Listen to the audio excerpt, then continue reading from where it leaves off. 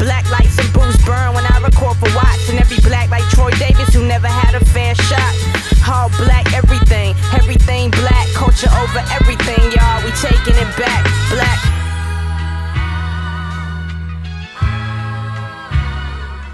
Welcome to Left of Black. I'm your host, Mark Anthony Neal. We're here at the John Hope Franklin Center. We're joined today by Professor Anne-Maria Makhulu, who's Associate Professor of Cultural Anthropology and African American Studies at Duke University and the author of the just published Making Freedom, Apartheid, Squatter Politics, and the Struggle for Home. That's Duke University Press. She's also the co-editor of Hard Work, Hard Times, Global Volatility and African Subjectivities, which was published at University of California Press, 2010. How are you doing today? I'm well, thank you, Mark. How are you? I'm good. I want to start with a quote that you mentioned from your father very early in the book. Your father, of course, is a famous archbishop. And you said of your father, thinking about activists in South Africa, their success was rooted in the most fundamental requisites of the household. Your father made very conscious choices to support infrastructure. Right. As opposed to some of the defining organizations, ANC, et cetera. I found that so fascinating because it does speak a great deal to the work that you do in the book, looking at, and what could almost be described as the informal politics of resistance, right, in terms of squatting townships outside the city. Talk a little bit about what you were thinking about with this work. I originally was disinclined to including anything biographical in the book, but was encouraged in one or other round of reviews to do so, and which is a little ironic because I would argue that all projects are fundamentally biographical. You may not necessarily see in your own work, where that biographical thread is, but there's always something there that seems to be about oneself and one's own experience. And so I decided to write what I think I call a prologue or a preface, right? Looking back on it, it does strike me that if one had to explain my father's politics, it really is that he was non-aligned and a kind of equal opportunity supporter and advocate of people on the other side of the border in South Africa, which is to say after he had to leave and went into exile in the early 1960s.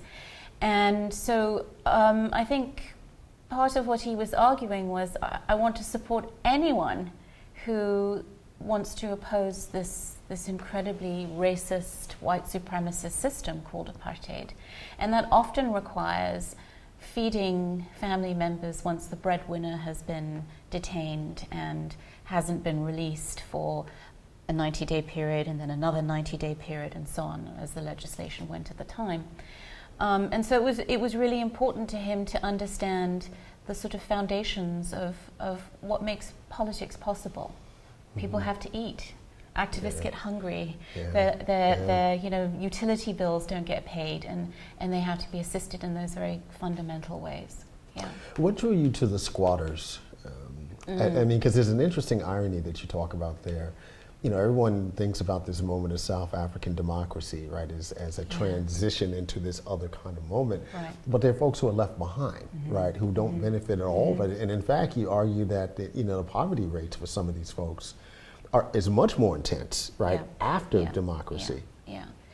Well, what attracted me to working on the question of squatting, perhaps it has to do with this basic issue of something starts in the home space. And of course, squatting is all about making home in the absence of the possibility of formal infrastructure for home.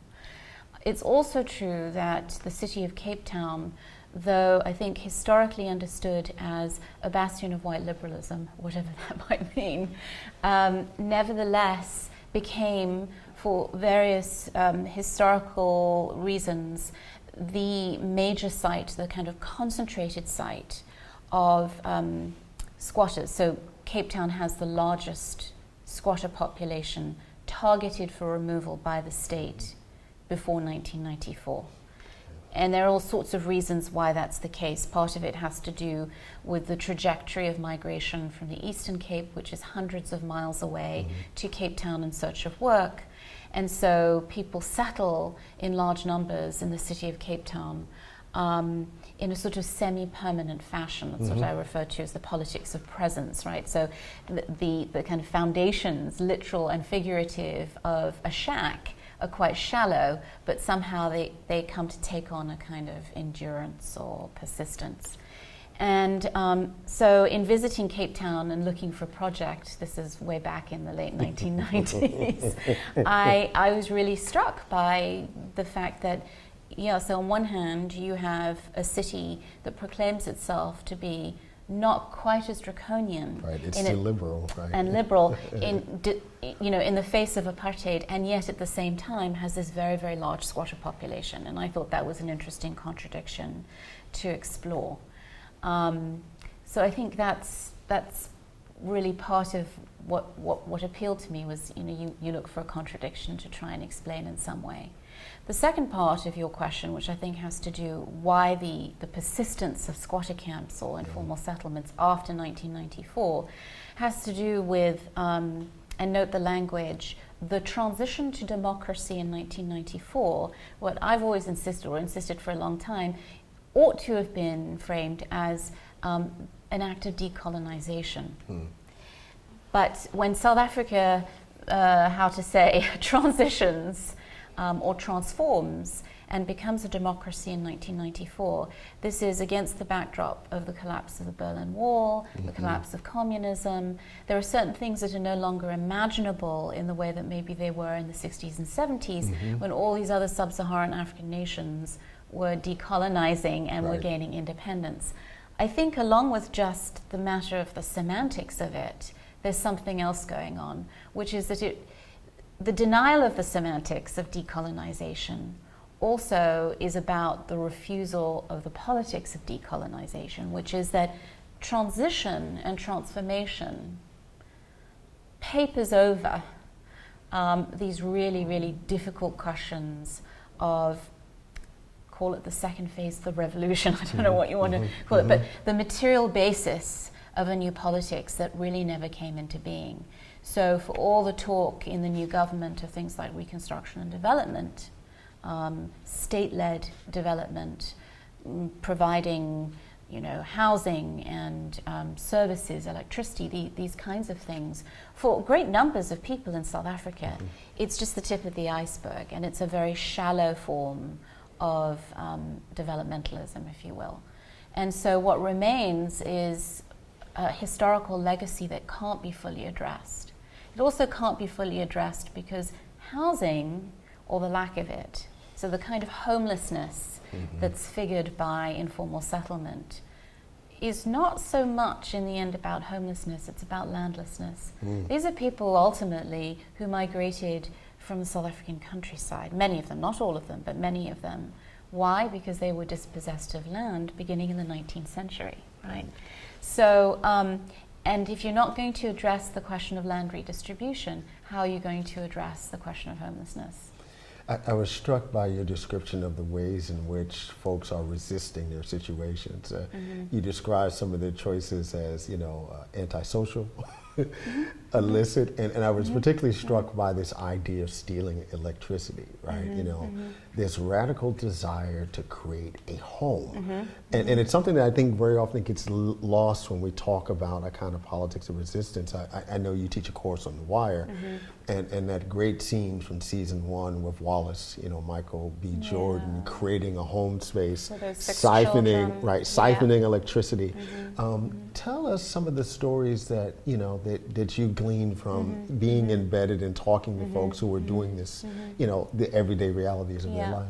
Well, I think there's a historical repertoire, which is to say that before 1994, there was really very little electricity to steal or to siphon off. That's interesting. There was land to occupy illegally, and there were forms of, antisocial or otherwise, call it uncivil politics, right, that people engaged in. So around things like, literally where people could relieve themselves. Right. So in the places where the state was willing to provide sewerage systems and toilets, usually out in the open, what came to be understood in South Africa as lose with a view, right?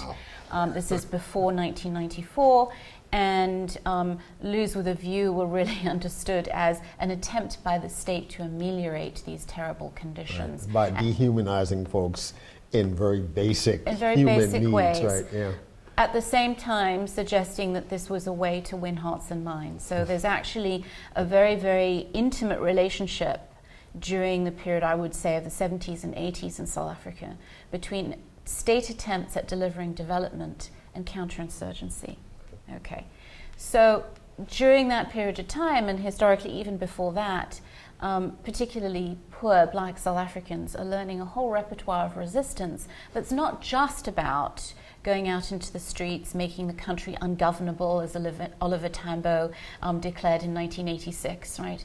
Not just going to mass funerals in the stadiums and declaring oneself in opposition to the state in those very public ways, but in the very act of building a home illegally in the bush, cutting the bush down, occupying land, and then oftentimes bringing other people on board. So, you know, tiny little squatter settlement might start with 4 structures, and then in the space of a few months, hundreds, thousands of people are moving in, and that's part of the story of making freedom. So people learn, I think, a political repertoire of opposition at that moment, and then that gets transferred and translated into the post-1994 context, in which up until very recently, the primary mode of protest was what are called service delivery protests, where people were protesting the slow pace of development, of delivering homes, of delivering services, and so on, and doing so precisely by mobilizing domestic material, if I can say that, and in some instances even going to central Cape Town, into the precinct around Parliament or the provincial administration buildings, and dumping a whole bunch of human waste right in front of those buildings to suggest that, you know, this is where the politics are. What comes to be understood in South Africa in the last year, 2 years, as the poo wars, right? Yeah. But I think that goes precisely to the point that home life, the domestic scene, making home, and I don't mean that in any heteronormative way, you know, a domestic space is very much interdigitated with the political. Yeah. Talk a little bit about the gender dynamics, because you also write, you know, early in the book about some of the dynamics of, you know, this newfound, what's the word for it, intimacy, you know, that gets forced upon because you have all these folks living on top of each other, right? And it creates a kind of context where you have these kind of interpersonal criminal acts, right? Different forms of violence. What does that look like in terms of gender, you know, in these homes? Yeah, so I collected a lot of stories, whether archivally, you know, drawn, or newspapers, and then interviewing people. A lot of them women, about their experiences of the migrant labor system, which was intentionally designed to create both a gendered division of labor, which is to say that men went into industry and women were supposed to be, you know, keeping hearth and home, but also a geographical division of labor, in that women, by and large, were not supposed to be coming to urban areas, to industrial zones, with their partners, husbands, whatever arrangement they had. Of course, that doesn't really work, and so historically women defy the past laws. They come into places like Cape Town and Johannesburg to resettle with husbands and partners. Their first option, certainly in a place like Cape Town, where, as I suggested, you know, the sort of history of migration is a little bit different. Women's first option tends to be to move into the company-owned or municipally owned hostels with partners and husbands, which is to say these are like, you know, dormitory spaces. There is no privacy. And what you get are these stories of women saying, you know, culturally, this is not appropriate. We don't feel that it was right to be living in a kind of open plan dormitory space with, say, 9 other men other than one's husband. There are these very poignant accounts of women who are already pregnant, who are having to live in these kinds of spaces. They're often assigned because of the sort of the patriarchal relations involved, right?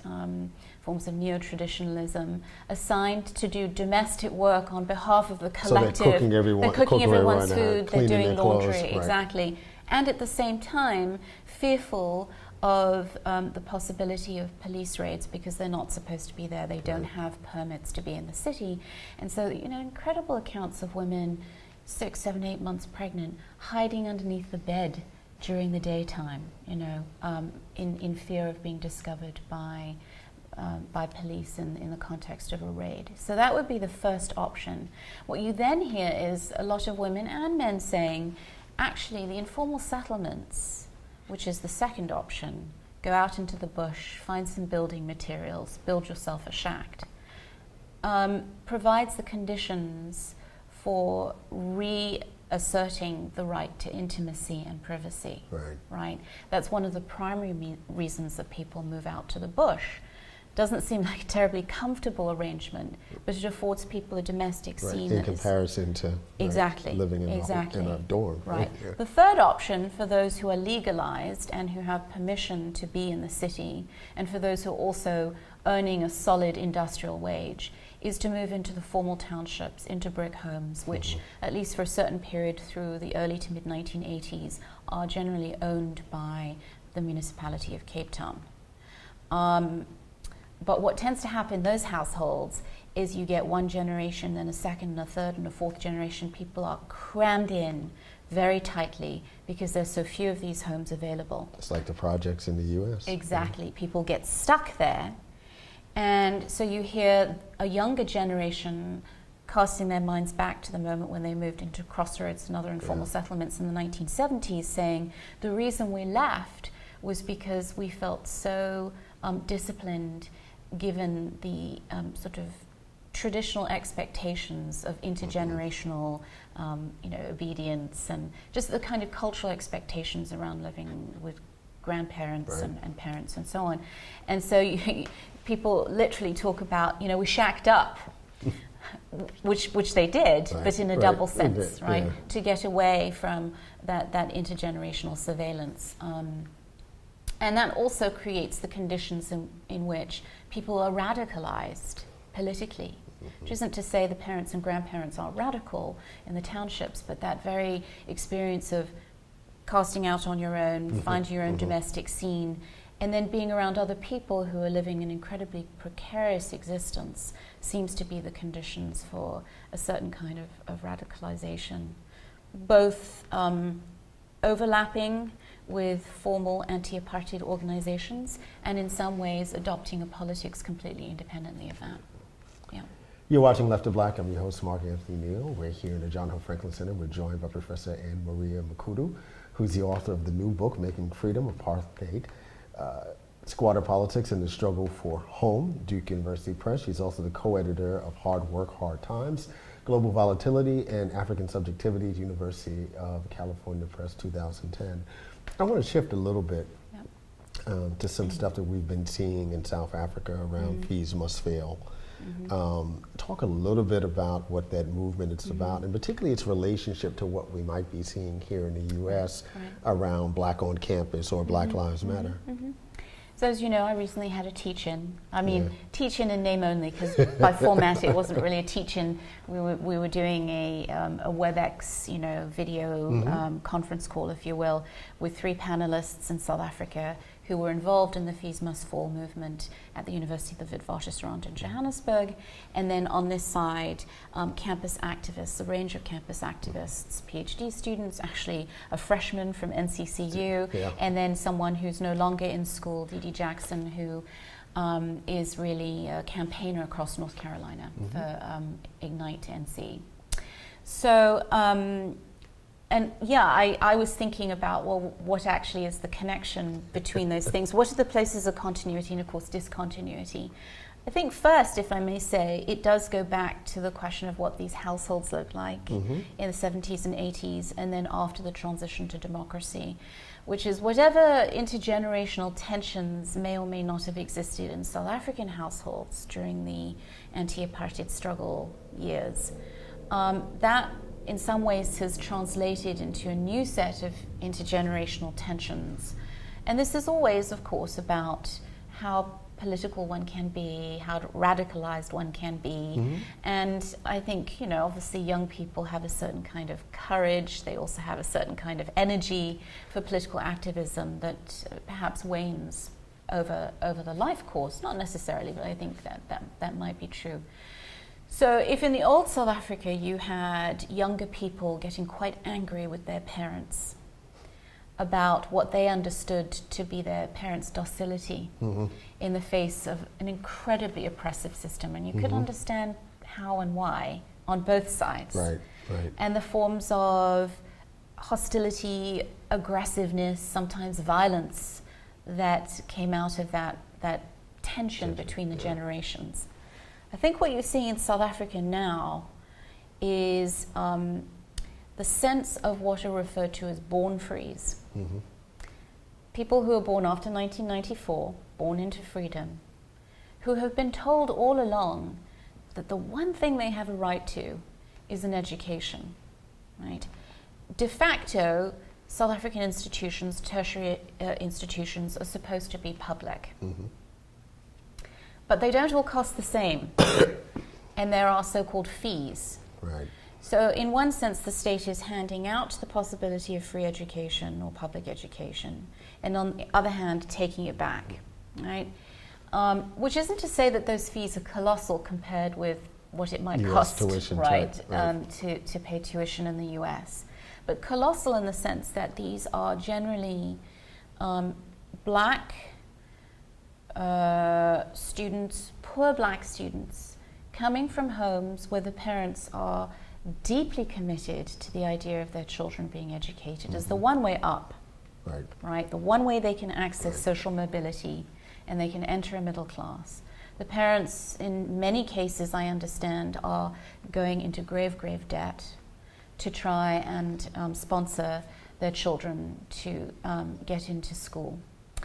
And so you sort of see this as the place where the new bottleneck is, right? Yeah. If in the 1970s and 1980s, the bottleneck was, well, of course, the oppressive state and how to get rid of it. And then after 1994, many of the protests in South Africa were about service delivery. You owe us something materially. Right. This is the way that we're going to engage in reparations, reparative work. Now it's shifted to the bottleneck is actually about tertiary education. And two things have happened. One is, yes, these institutions, these public institutions, have opened their doors to great numbers of largely poor black students. The overall education budget at the tertiary level has gone up, but not so much that it's gone up per capita. In fact, it's decreased per capita. So you actually have less money to go around, and these institutions are under incredible strain. And this is the kind of the backdrop for what happens with what's initially Wits, fees must fall, meaning University of the Witwatersrand, basically spreads to other campuses and becomes fees must fall, because the fees are the things that are preventing students from going to school. To school. There are situations in which students who can't pay their fees from the prior term are then summarily chucked out of campus, or they're not permitted to graduate. You have these terrible stories of students who years down the line are still trying to pay off these debts from before, and they haven't matriculated and graduated. So I think that's where all of this is, and amidst a very significant debate about does South Africa have a black middle class or not? Well, it has a very small, very conspicuous upper middle class, not all of whom, but many of whom were in exile, who were educated overseas, and came back, entered corporate South Africa in fairly significant positions, but they're a very small group, subgroup, And at the moment, the South African sort of socioeconomic pyramid is incredibly wide on the base, you know, and the inequality is extraordinary. So South Africa is one of 2 or 3 societies that are the most unequal. And so, yes, of course, to have a healthy and sizable middle class would be a really good thing, but so this is basically where the buck stops with these campuses. And I think what's interesting in comparison to what's going on here in the US, several things. Of course, the question of race is not quite the same question, because South Africa is a black majority society in which it is assumed that black South Africans have certain rights. The contention is whether those rights have actually been realized. Okay, so the question is not so much about race, even though many of those student activists have mobilized the language of Black Lives Matter, okay, but deployed it differently. I think one of the interesting differences is that to the degree that there is faculty-student allying, it happens in the South African movement in much more intimate ways than it seems to have happened here. And partly just because of the urgency of it. I mean, what are you going to do at the moment where you have, you know, riot police on the campus? I mean, because one of the things we see in South Africa is that they're also aligning around low wages. For university employees, and we don't see that same kind of connection in the protests necessarily. Not quite, although I think that here the connection could be and may become the question of adjuncts, right? So in South Africa, the anti-outsourcing campaign, which precedes Wit's Fees Must Fall, is really about facilities workers. And interestingly, at that moment, those students reconnect intergenerationally by saying, look, these folk who are cleaning toilets and dorms and cooking food and doing laundry, they're our parents and our grandparents, and we can't watch them not making a living wage. Here, I think the place of continuity could be and may already be that, as we know, a significant proportion of adjuncts are black and brown. And so their continuity of experience with particularly students who are active on campus around anti-black racism and other kinds of racisms and other kinds of other isms. I think that's where that continuity could emerge. But the language and the emphases and the stresses seem to be slightly different, in the US context. What's next for you? I'm off to South Africa next week, and I'm going to start this new project on the black middle class. Try and figure out who it is, what it is, where it is. Is it? Don't know who it is.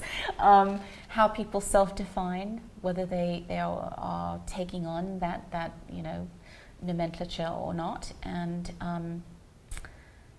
that's what I'm going to do. We've been joined today by Professor Anne-Maria Makhulu, who's Associate Professor of Culture and Anthropology and African American Studies at Duke University. She's the author of Making Freedom, Apartheid, Squatter Rights, and the Struggle for Home, Duke University Press, 2015. Thanks for joining us. Thanks for having me. Black lights and booze burn when I record for Watts, and every black like Troy Davis who never had a fair shot. All black, everything black, culture over everything, y'all. We taking it back, black.